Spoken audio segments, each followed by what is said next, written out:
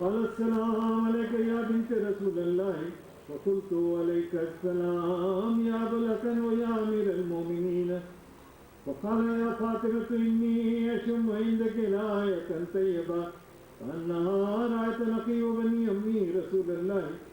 فقلت نعم ها وما ولديك تحت الكساء فأقبل علي نحو الكساء وقال السلام عليك يا رسول الله أتأذن لي أن أكون معكم تحت الكساء؟ قال له عليك السلام يا أخي ويا وسيع وخليفتي وصاحب اللواء.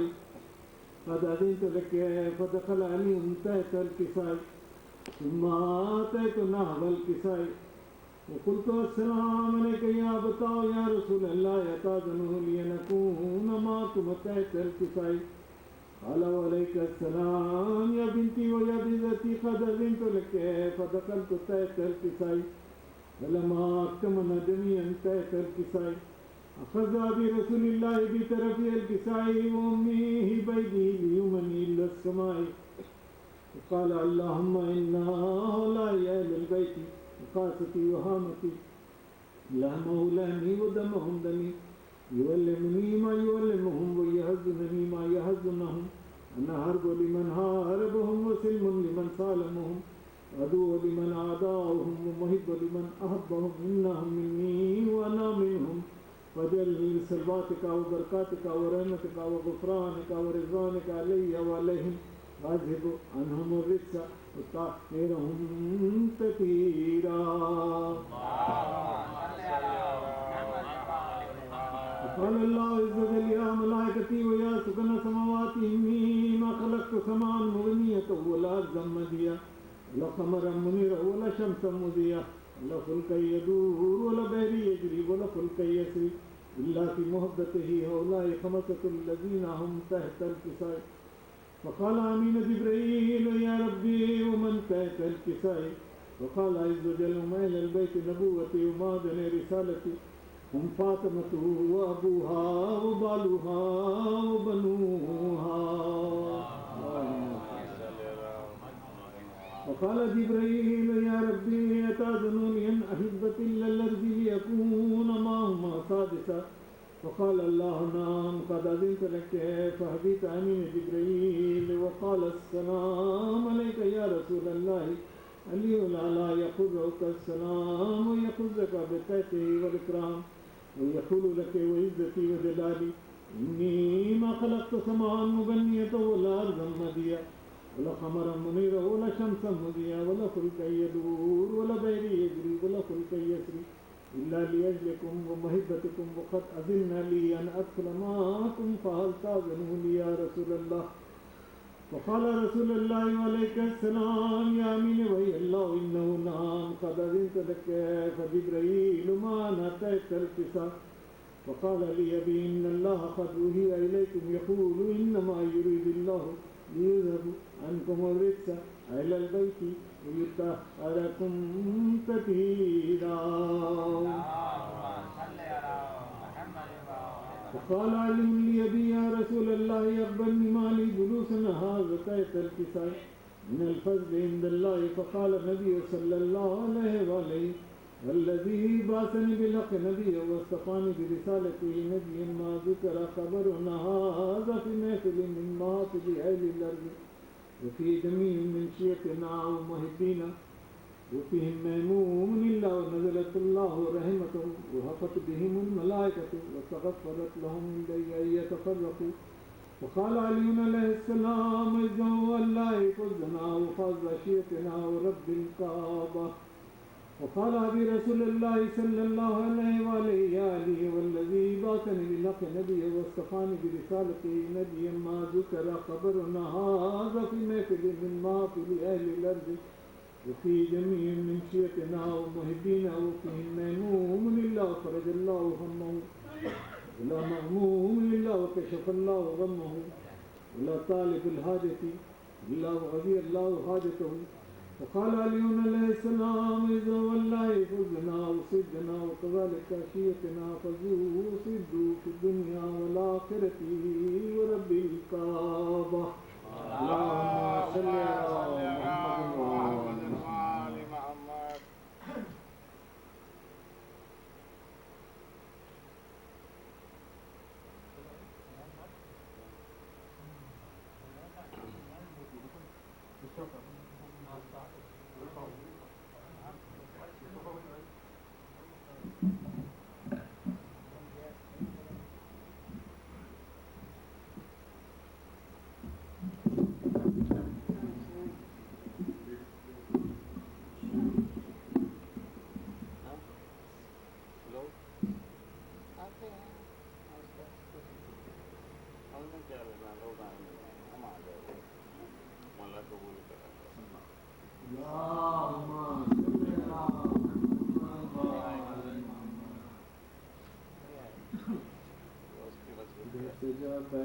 سفر سید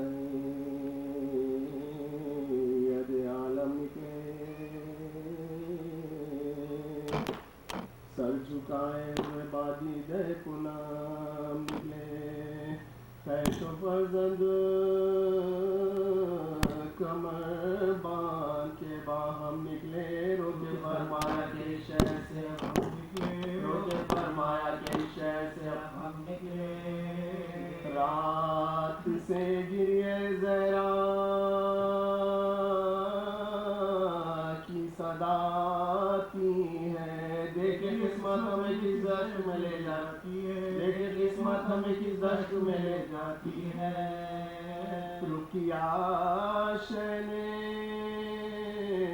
سوئے خبر شہنشاہ نام، بہر تسلیم جھکے مختصر باب سلام، عز پڑھ کر جو گئے خبر کے نزدیک امام، عرض کی آیا ہے آخری رخصت کو امام، عرض کی آیا ہے آخری رخصت کو غلام، یہ مقام ہم سے اب اے شاہ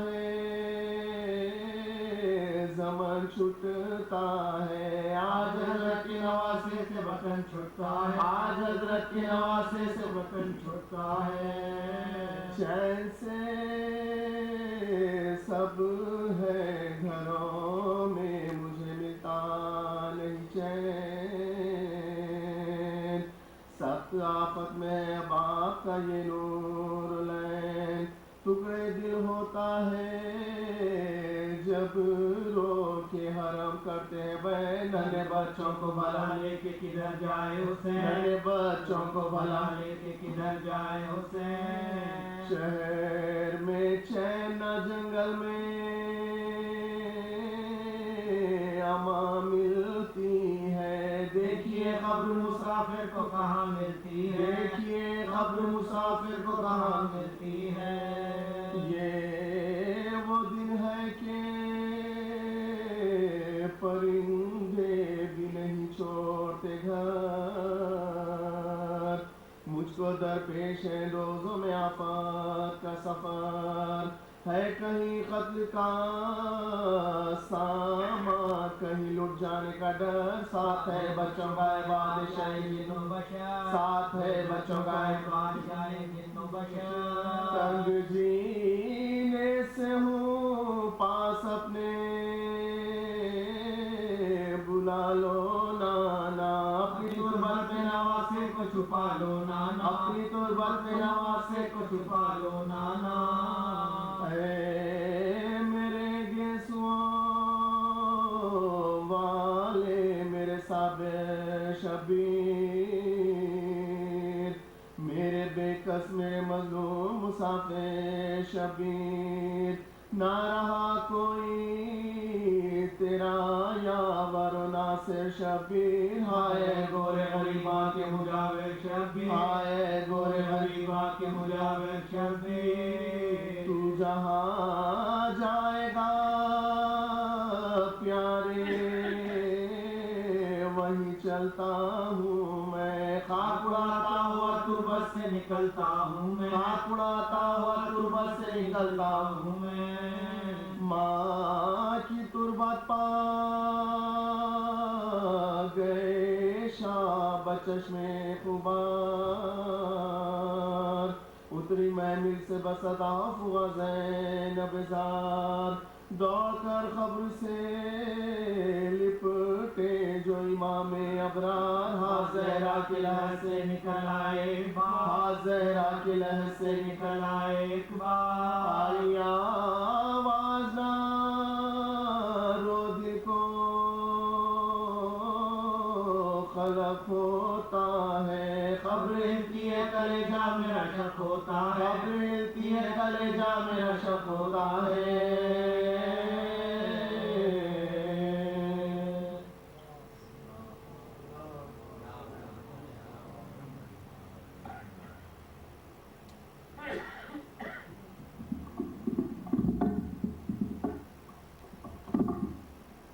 محمد وال محمد صلوات،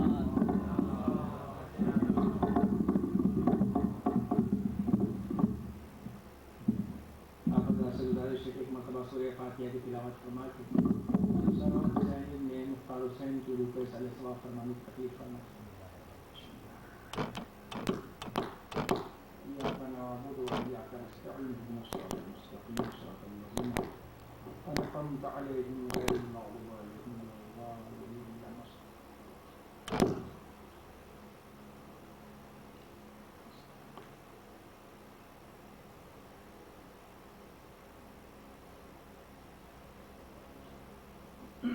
فاتحة. إياك نعبد وإياك نستعين اهدنا الصراط المستقيم صراط الذين أنعمت عليهم غير المغضوب عليهم ولا الضالين.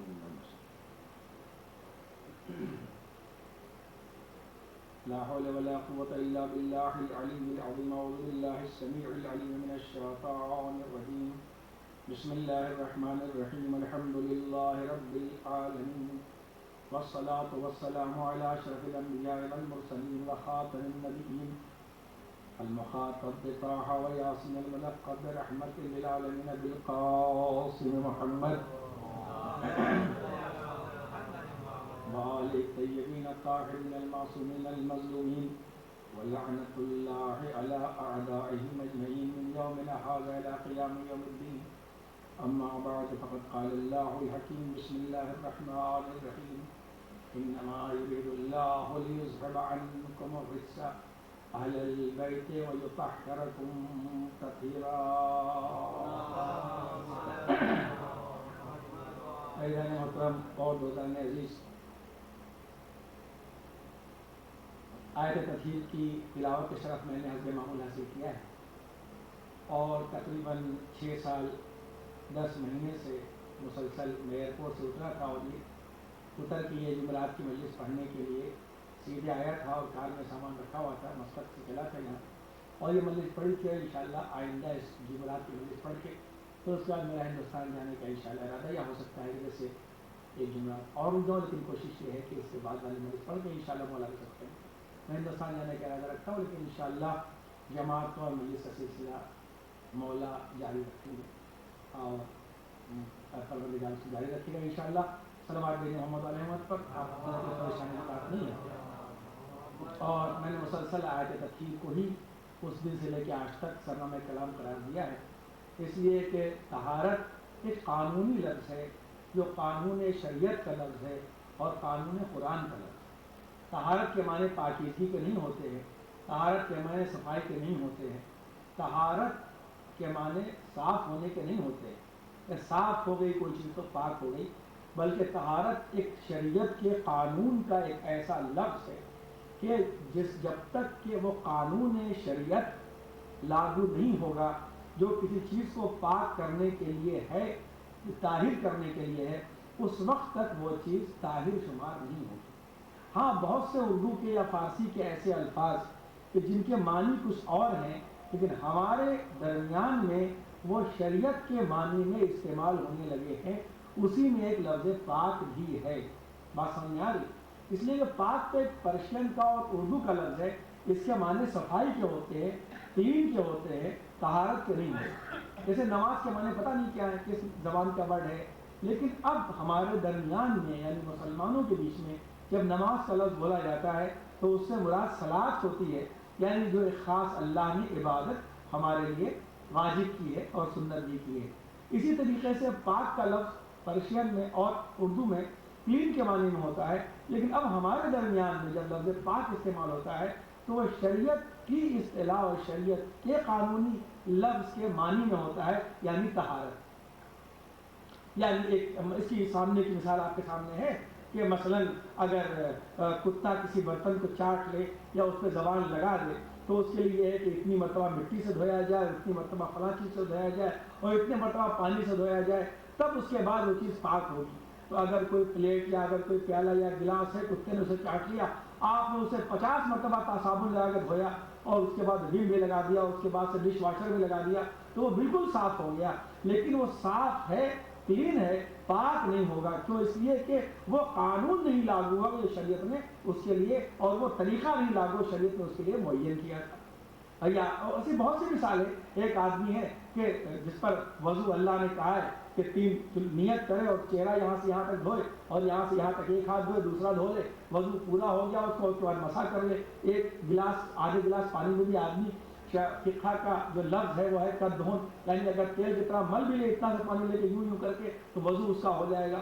لیکن اگر کوئی صبح سے شام تک 12 گھنٹے تک یہاں لیک میں سوئمنگ کرتا رہے اور ایک دم صاف ستھرا ہو جائے سوئمنگ کرتے کرتے, اب 12 گھنٹے جو کرے گا ہو سکتا ہے خود بھی صاف ہو جائے لیکن اس کی بات نہیں ہو رہی ہے, یعنی بدن اس کا صاف ہو جائے. تو اگر وہ صاف ہو جائے لیکن اب وہ چاہے کہ میں نماز پڑھ لوں تو وہ نماز نہیں پڑھ سکتا جتنا صاف ہو. کیوں؟ اس لیے کہ اس نے اس قانون کے مطابق وضو نہیں کیا ہے جو شریعت نے معین کیا ہے. تو ہر چیز کا ایک طریقہ اور قانون ہوتا ہے. کیونکہ اگر 1-2 مجلس اورا کی خدمت میں یوں تو خدا کے حوالے ہے, تو اسی طریقے سے ابھی تک کتنے لوگوں کو یہی نہیں معلوم ہمارے قوم کے اندر, عالموں کو نہیں معلوم کہ آپ کو کیا ہوگا کہ عالم کیسا ہونا چاہیے, عالم کی ذمہ داری کیا ہے اور عالم سے ریلیٹ ہو کر پبلک کی ذمہ داری کیا ہے, یا عالم کو بلانے والوں کی رسپانسبلٹی کیا ہے. وہ یہ بہت سے لوگ یہ سمجھتے ہیں, شاید مجھے لگتا ہے ہو سکتا ہے کہ میں غلط ہوں, کہ عالم جو ہے اس کا مطلب یہ ہے کہ اس کا ایک نماز پڑھانا ایک جاب ہے, وہ آئے اور اس کے بعد سے اس سے تھوڑا سی ایسے بات چیت ہو اور وہ چلا جائے. یہ کانسیپٹ نہیں ہے. جب کوئی بڑے کانسیپٹ سے آدمی لڑتا ہے تو اس میں کبھی کبھی ایسا ہوتا ہے کہ بہت سی بات لوگوں کے سمجھ میں نہیں آیا کرتی. اور یہی بات تھی کہ 1960 میں خمینی صاحب نے اپنے 45 ایئرس پہلے انقلاب شروع کیا تھا, تو بڑے بڑے جدید علماء کے سمجھ میں نہیں آیا. آپ کو خود نہیں پتا ہوگا, بوڑھے لوگ میرے سامنے بزرگ بیٹھے ہوئے ہیں.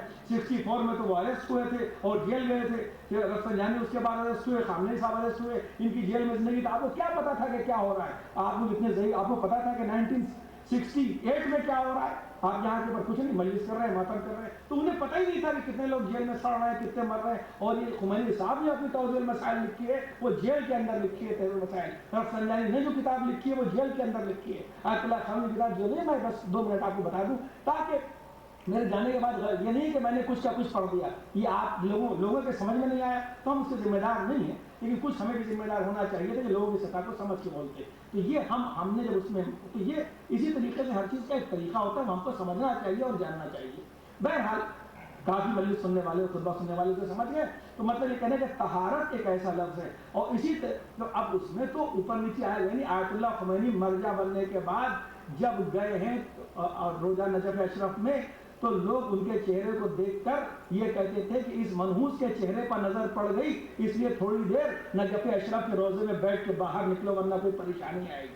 یہ انقلاب سے چند دن پہلے کی بات, بڈھے ہونے کے بعد, کہ کس منحوس چہرے کو ان کے منہ کے اوپر کہا ہے لوگوں نے, جو بڑے بڑے عالم انہوں نے خود کہا ہے کہ وہ جو آج گدیوں پر بیٹھ کے بڑے مجتہد بنے ہوئے ہیں, انہیں تمہارے باپ کو یہ جملے کہے ہیں. تو جو آدمی عوام کے اور کسی نظریے سے اوپر اٹھ کر سوچتا ہے تو اس کی باتیں بعد میں سمجھ میں آتی ہیں. اسی لیے کہ ضروری نہیں کہ آدمی کا فوراً سمجھ میں آ جائے, لیکن اسے سمجھنے کی کوشش ضرور کرنی چاہیے آدمی کو, اس لیے کہ آدمی زندگی صرف اللہ کی بارگاہ میں وہی قبول ہوگی, بس آپ کا مقدر بات کر چکا, جو طہارت کے ساتھ ہوگی. طہارت کا اتنا حکم ہے کہ اگر ایک قطرہ خون کفن پر گر جائے, اگر آپ میت دفن کر رہے ہیں, ایک قطرہ خون نہیں, کوئی نجاست کفن پر میت پر گر جائے, تو جب تک آپ اس کو پاک نہ کر لیں آپ اس کو دفن نہیں کر سکتے.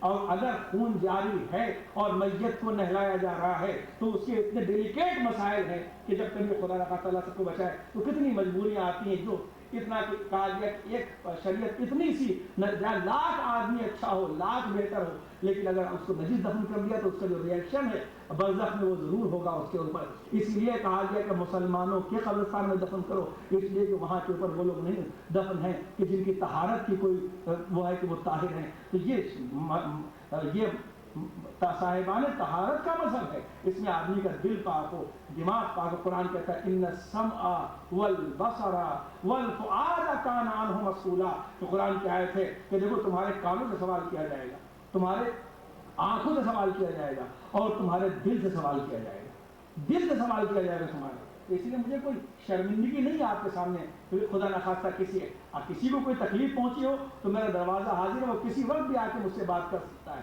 لیکن میرے تھاٹ اور نظریات کے بارے میں اس کو سمجھنا پڑے گا کہ اسلام کسے کہتے ہیں, پہلے اس کے بعد اسے بات سیدھی بات ہے. اور بہرحال تو اب جب وہ طہارت کی منزل ہے, کا طہارت 1 منٹ کی طہارت, شریعت اتنی بھی نجاست کو گوارا نہیں کرتی, 1 سیکنڈ کی بھی اس کو گوارا نہیں ہے کہ آدمی کے لیے کہ اگر آدمی نجاست کے عالم میں کھا لے, سخت مکروہ قرار دیا گیا کہ اگر کم سے کم غسل کے بعد غسل تمہارے اوپر واجب ہے اور کھانا چاہتے ہو تو کم سے کم اگر غسل نہیں کر سکتے تو ایک وضو رکھا گیا جس پر غسل واجب ہے، وہ وضو نہیں کر سکتا نماز کے لیے، وہ اس کے احکام الگ ہیں، لیکن کہا گیا اگر تم کچھ کھانا چاہتے ہو تو دفع کراہیت، فار اوے آف مکروہیت، یعنی کراہیت کو دور کرنے کی نیت سے وضو کر کے تب کھانا کھاؤ اور تب پانی پیو۔ اگر وضو بھی کرنا ممکن نہیں تو کم سے کم 3 مرتبہ کلی کر کے ناک میں پانی ڈال کے ہاتھ دھو لو تاکہ یہ معلوم ہو کہ تم کو خیال طہارت تو ہے۔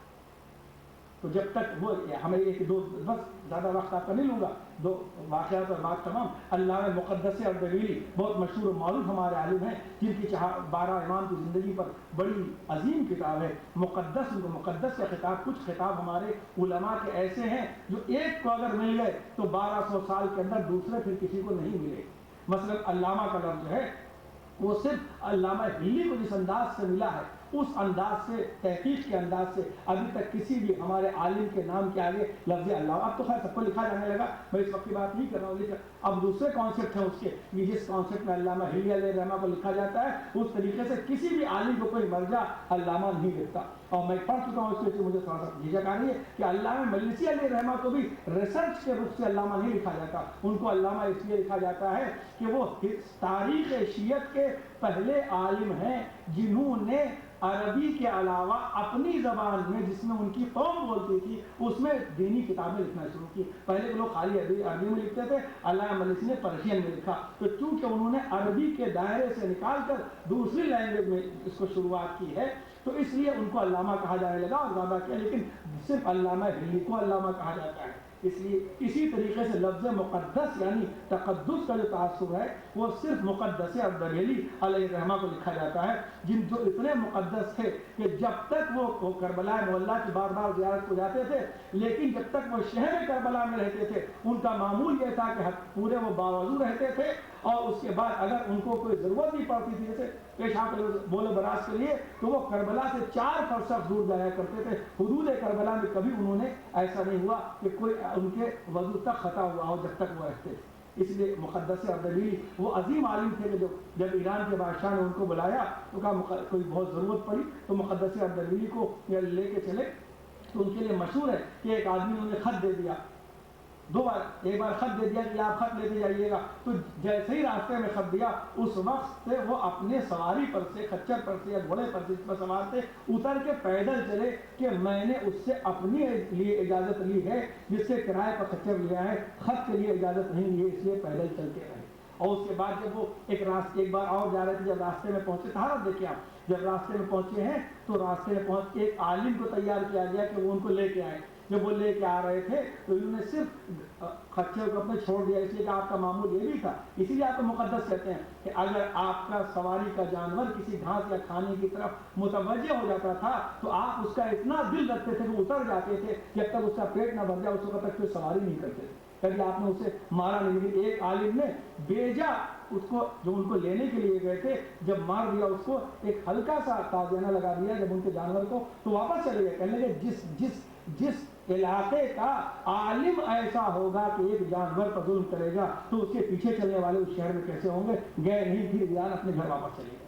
یہ توجہ فرمایا آپ نے، یہ زندگی نا آپ کہتے ہیں کچھ سے کچھ بات ہے، سمجھنے کی ہر بات کو کوشش کرنی چاہیے، زندگی کو بنانے کی کوشش کرنی چاہیے، اور جو ذمہ داری اللہ دے اس جاب کو پورا کرنے کی کوشش کرنا چاہیے۔ ہر جاب کا طریقہ الگ الگ ہوتا ہے، شریعت کی لائن کی جاب الگ ہے، دنیا کی لائن کی جاب الگ ہے، توجہ کریں آپ۔ تو بہرحال یہ ہے طہارت انسان کی کہ ہر وقت ساتھ ہے۔ تو ایک ہمارے غالباً مقدس کسی اور کا واقعہ ہے کہ رات میں اٹھے تو 10 منٹ لیٹ ہو گئے، 2-3 کروٹ اور لے لی، تو صبح اپنی بیوی سے پوچھا کہ کون سا ایسا کھانے میں غلط عنصر آ گیا تھا یا کون سا پیسہ غلط آ گیا تھا کہ مجھ کو رات کو نماز شب میں اٹھنے میں کاہلی محسوس ہوئی اور میں 2-3 کروٹ اور سویا۔ اگر بدن میں غلط غذا نہ جاتی تو میری یہ کیفیت نہ ہوتی جس نے مجھے شیطان بن کر یا کسی طریقے سے روکا تھوڑی دیر کے لیے۔ یہ ہے طہارت کی بنیاد، اور اس لیے ہم صاحبان طہارت کو مانتے ہیں۔ طہارت اصول دین میں بھی ہے اور طہارت فروع دین میں بھی ہے۔ تو ہر اعمال کے اندر پیسے کی طہارت، زکوٰۃ کے معنی ہوتے ہیں طہارت کے، زکوٰۃ کے معنی طہارت کے ہیں، زکوٰۃ کے معنی طہارت کے، پیسہ پاک ہو جائے، زکوٰۃ کے معنی پاکیزگی کے ہوتے ہیں، زکوٰۃ کے معنی پیسے کے نہیں، ہمارے دنیا میں ٹیکس کہا جاتا ہے، شریعت میں زکوٰۃ کہا جاتا ہے. قد افلح من تزکیٰ، جس نے زکوٰۃ دی یعنی جو پاکیزہ ہو گیا. تو بہرحال عزیزان محترم، انسان جب پاک رہتا ہے، اور جب پاکیزگی کا مطلب کیا ہے کہ شیطان کو دور کر دینا، شیطان سے دور رہنا. جب پاک رہتا ہے تو فرشتے اس کے آس پاس آتے ہیں. جو آپ یہ سنتے ہیں فلاں پہ جادو ہو گیا تو فلاں دعا پڑھی تو جادو دور ہو گیا، اس کا مطلب کیا ہوتا ہے؟ مطلب یہ ہوتا ہے کہ جب وہ نجیس ہوتا ہے تو اس پر شیطان کی فوج غلبہ کر لیتی ہے، لیکن جب اس پہ دعائیں پڑھی جاتی ہیں تو فرشتے کی فوج آ کے اسے دفاع کرتی ہے.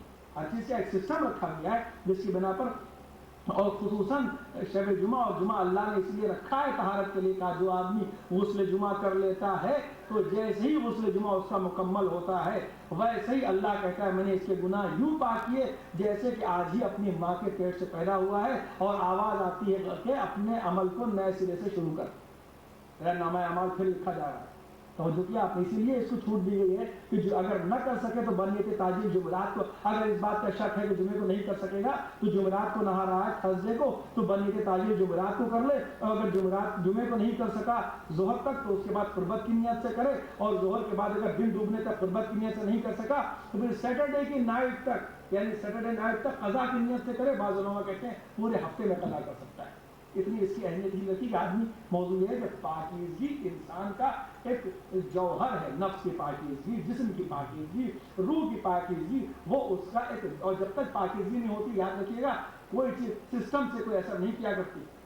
کیا آپ سے دنیا کے سسٹم میں تو جاگرک بھی سوچتے تھے کہ بھائی ہم جیت جائیں گے، ہم دنیا کو بنا دیں گے، اپنے لحاظ سے سوچ رہے ہیں، ان کے لحاظ سے وہ بھی ٹھیک ہے. لیکن اگر ایک مومن سوچے گا اپنے لحاظ سے سوچے گا، پولیٹیکل آدمی سوچے گا اپنے لحاظ سے سوچے گا، عیسائی سوچے گا اپنے لحاظ سے سوچے گا، ہے کہ نہیں؟ تو اسی طریقے سے ہمارے جب ہم اپنے مذہب کے بارے میں تو سوچیں کہ یہ نہیں، ہمارا ایک طریقہ ہے سوچنے کا. جب تک پاکی اثر اللہ پیدا کرتا ہے، اثر اللہ پیدا، جب تک پاکیزگی نہیں ہوتی اثر نہیں ہوتا.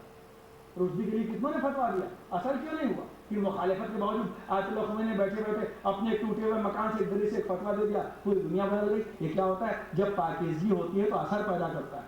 اور جب آدمی خدا کے لیے کام کرے تو خدا پر چھوڑے کہ خدا اس کو، اس لیے کہ اللہ کہتا ہے کہ زمین و آسمان کی وسعتوں میں میں نہیں سما سکتا، یہ وسعتیں میں، لیکن مومن کا دل وہ ہے کہ میں اس میں سما جاتا ہوں. مومن کے دل میں خدا سما جاتا ہے. بس عزیزان محترم وقت کافی ہو چکا. تو یہ پاکیزگی سے بات شروع ہوئی تھی، اور صاحبہ نے، اور اللہ نے تو ان کو طاہر بنایا ہے کہ عطا ان کی محبت ہی نہیں آ سکتی اگر نسل میں ذرہ برابر بھی نجاست ہے. ان کی محبت دل میں آ ہی نہیں سکتی اگر نسل میں نجاست ہے. اور یہ تو اس وقت طاہر تھے جب نجاست کو اللہ نے پیدا ہی نہیں کیا تھا، جب قانون طہارت پیدا ہی نہیں ہوا تھا تب بھی اہل بیت طاہر تھے. تو اس لیے ان کے لیے جب لفظ طہارت بھی استعمال ہوتا ہے تو وہ ہم کو بتانے کے لیے استعمال ہوتا ہے، ورنہ یہ کیا تھے کیسے تھے وہ ہمیں کیا پتا. یہ کیا تھے کیسے تھے اہل بیت وہ ہمیں کیا پتا. تو کہا یہ تو وہ ہیں کہ دنیا کے اندر یاد رکھیے گا. میں ایک واقعہ اور بات تمام تاکہ جب تک فضائے، اس لیے میں ایک بات آپ سے کہہ دیتا ہوں کہ دنیا میں بار بار اس کو کہ یہ آپ کی ذمہ داری ہے. پتہ نہیں میں جا رہا ہوں تو کیا ذمہ داری ہے کہ میں 1.5-2 مہینے میں اللہ لے جا رہا ہے، اللہ لائے گا وہ الگ بات ہے. یہ جو میرے فرائض ہیں کہ اس دنیا کے اندر پورا ایک پلان ہے کہ اہل بیت طاہرین کے فضائل کو کم کیا جائے اور گھٹایا جائے اور کم سے کم پڑھا جائے. لیکن یاد رکھیے گا بغیر فضیلت اہل بیت کو بیان کیے ہوئے قوم بافضیلت نہیں ہو سکتی. تو غور کیجئے کہ یہ کیا ہے، ایک واقعہ. اور تمام لوگ کہتے ہیں انبیاء سے مقابلہ کرتے ہو. ارے بھائی جناب ابراہیم کی خصوصیت یہ تھی کہ جب تک کہ ان کے دسترخوان پر مہمان نہ آ جائے ابراہیم کھانا نہیں کھایا کرتے تھے. یہ جناب ابراہیم علیہ السلام کا طریقہ تھا. ایسا آپ نے بہت سا واقعہ سنا ہے، چاہے بھوکے رہ جایا کرتے تھے. ایک دن آپ کو کوئی مہمان نہیں ملا، کافی بھوکے، کافی لمبی چوڑی بھوک ان کی ہو گئی. ہو سکتا ہے کہ یہاں کے طریقے کا 18 گھنٹے کا روزہ ہو، لمبی چوڑی جو کھانا رات کو کھا رہے ہیں بہت، تو اب بیچارے انتظار کرتے رہے. بہت جب بھوک لگی تو اللہ نے فرشتوں کو مہمان کی شکل میں بھیجا کہ تم جا کر ان کے مہمان بن جاؤ، اس لیے کہ میرا بندہ بھوکا ہے، مجھے دیکھا نہیں جا رہا ہے. اسی لیے کہا گیا کہ جب آدمی روزہ رکھتا ہے تو حدیثوں میں روایتوں میں یہ ہے کہ شیطان یوں دور ہوتا ہے جیسے ایسٹ اور ویسٹ کی دوری ہوتی ہے جب آدمی روزے کی نیت کرتا ہے. تو اب اللہ نے فرشتوں کو بھیجا اور فرشتے آئے اور فرشتے آ کے بیٹھ گئے اور انہیں ایک عام شکل اختیار کر لی، ایک مسافر کی طرح راستے سے گزرے. جب گزرے تو ابراہیم نے کہا کہاں جا رہے ہو؟ کہا ایسی ہم لوگ مسافر، کچھ کوئی بات کہی. اس کے بعد جب پہلے چلو میرے ساتھ کھانا کھا لو، وہ پہنچے، انہوں نے کہا ہم بیٹھ تو جائیں گے لیکن کھانا نہیں کھائیں گے. کہا نہیں आओ दस्ता बहुत घर में ले गए तो सोचा खा भी लेंगे। जब इब्राहिम ने बड़ा इसरा कहा नहीं हम आपके साथ आ रहे हैं, आपके मेहमान हैं, लेकिन आप खाना खा लें। इब्राहिम अलैहिस्सलाम ने खाना खाना तो चाहा, लेकिन जब उन्होंने बहुत कहा तो उन्होंने कह दिया कि हमको आपके परवरदिगार ने आपकी मोहब्बत में मेहमान बना के भेजा है, हम फरिश्ते हैं, हमारी ग़िज़ा वो नहीं है जो आप खा रहे हैं, हमारी ग़िज़ा तो तस्बीह और तहरीर है, हमारी ग़िज़ा तो ज़िक्र परवरदिगार है, हमारी ग़िज़ा तो तकदीस परवरदिगार है। फिर उन्हें वैसे क्या किसी का मुकाबला करते हो कि इब्राहिम वो है कि अल्लाह भूख पर तरस खा के देखता है, तो वो ये कहते हैं कि हमारी ग़िज़ा नहीं है। अहले बैत रोटी पकाते हैं कि इबादत छोड़ के आकर रोटियाँ लेके दरख्त चले जाएंगे। सलावत भेजिए मोहम्मद। इससे मालूम हुआ कि सैयदा के हाथ की पकी हुई मादी रोटी भी वो मंजिल कम से कम रखती है जो तस्बीह हो, तकदीस हो, तमजीद मलाइका कसमें करती है। सलावत भेजिए मोहम्मद। जो भी आपने मेरी बात को, ये तो रोजाना के वाक़यात सामने के आपके हैं, ये तो सामने के वाक़यात हैं, आप खुद समझ सकते हैं इसको पढ़कर और उसको कंपेयर कर सकते हैं कि ये कहने के बावजूद कम से कम अल्लाह यही कहता कि धीरे से खा लो, हमारे लिए खा लो, अल्लाह कहता क्या फरिश्ते न खा सकते? और इनकी रोटी एक दिन नहीं कई दिन। और कहा क्या, ये नहीं कहा कि कहा तो मेहमान, लेकिन बता दिया कि हम फरिश्ते हैं। इनके दर पर आने के बाद तारीख में इतनी मरतबा फरिश्ते आए, लेकिन कोई तारीख नहीं बताती कि अहले बैत के दर पर किसी फरिश्ते ने आने के बाद जुर्रत भी की हो कि एक बार फरिश्ता कह ले। कभी फकीर कहा, कभी मिस्कीन कहा, कभी यतीम कहा, कभी रिजवान कहा। तो इनका क्या मुकाबला करेगा कोई आदमी? ये अहले बैत का आके कि जब अंबिया और मुरसलीन और मुंतखब जब मुकर्रर बारगाह और या इनका मुकाबला न कर सके तो हमारी क्या हैसियत है जो अहले बैत का मुकाबला कर सके? सल्लल्लाहु अलैहि मोहम्मद। ये इनकी चूंकि ये शहजाद ये कौनैन मासूम अलम फातिमा ज़हरा सलामुल्लाह अलैहा की शहादत का महीना है। और अभी तक तो बहरहाल 2 तारीख है, यानी कल पहली थी, अब हो सकता है दूसरी खबर है, लेकिन जैसा कि है कि अभी यही तय हुआ कि कल पहली थी, आज दूसरी है। और 15 तारीख चौथे इमाम ज़ैनुल आबिदीन अलैहिस्सलाम की विलादत की तारीख है।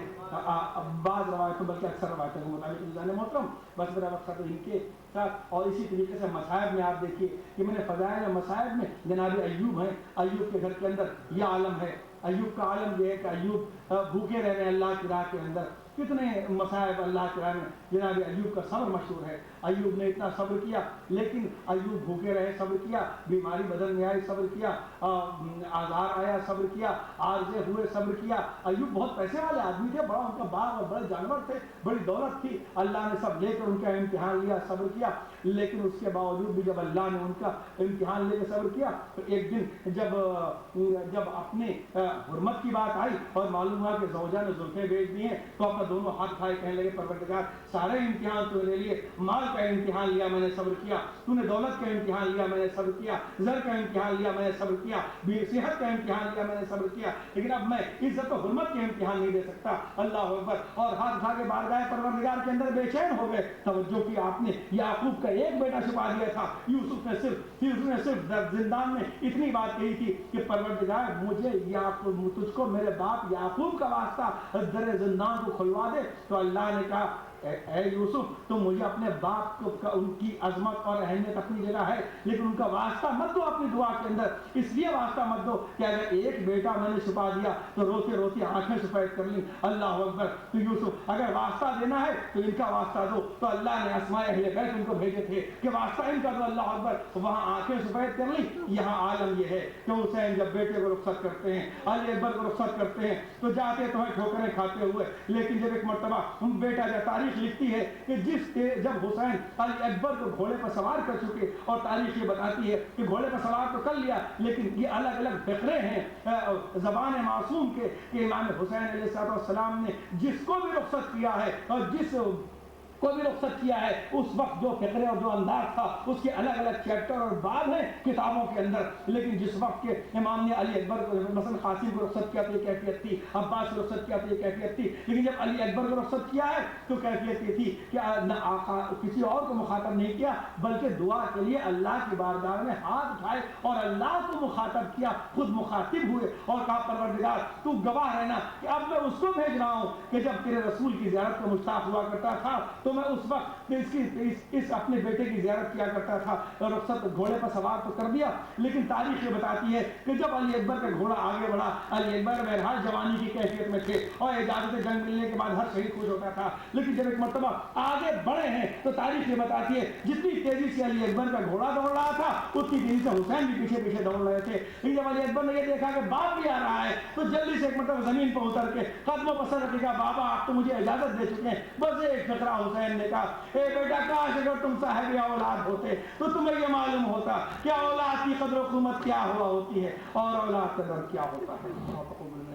اللهم لا تنزع مني صالح ما اعطيتني ابدا, اللهم لا تشمت بي عدوا ولا حاسدا ابدا, اللهم لا تردني في سوء استنقذتني ابدا, اللهم لا تكلني الى نفسي طرفة عين ابدا, رب ارحمهما كما ربياني صغيرا, ربنا هب لنا من لدنك رحمة وهيئ لنا من امرنا رشدا. اللهم صل وسلم.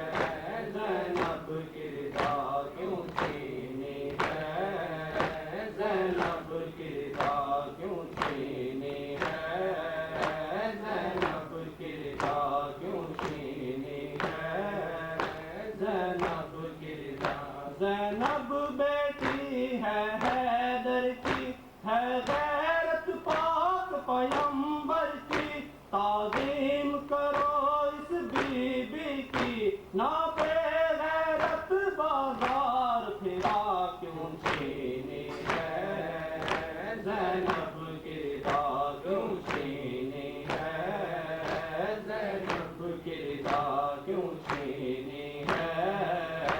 زینب کی رضا شبیر تیرا غم زندہ رہے پائندہ اور تابندہ رہے تا حشر رہے ماتم تیرا اجڑی ہوئی بی بی کی ہے دعا کیوں چھینی ہے زینب کی رضا کیوں چھینی ہے زینب کی رضا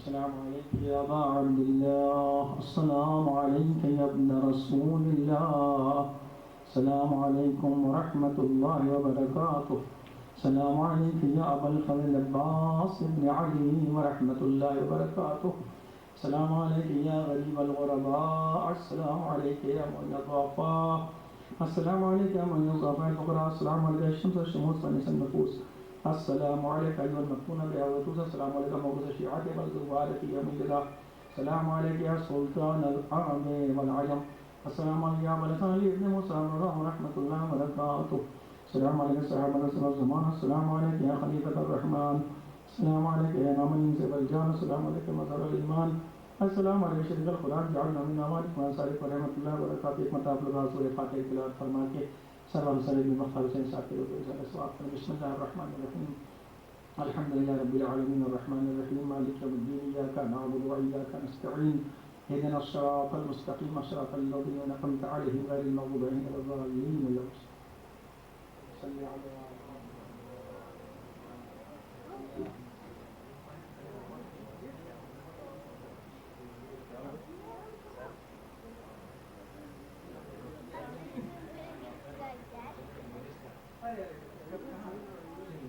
حضرات ایک اعلان بھول گیا تھا کمی سیٹرڈے کو حسینی میں بعد مغرب ایک مجلس ہے علی سلطان صاحب کے والد کی آپ حضرات سے شرکت کی گزارش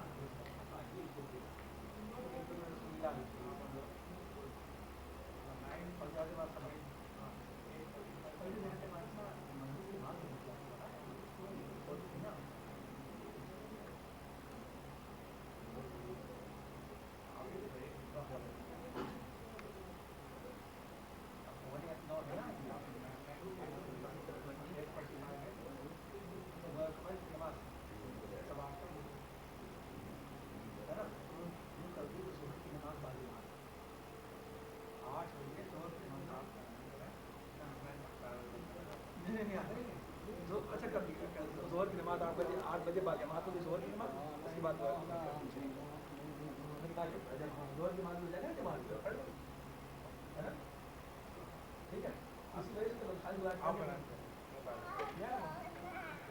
میں کام لگا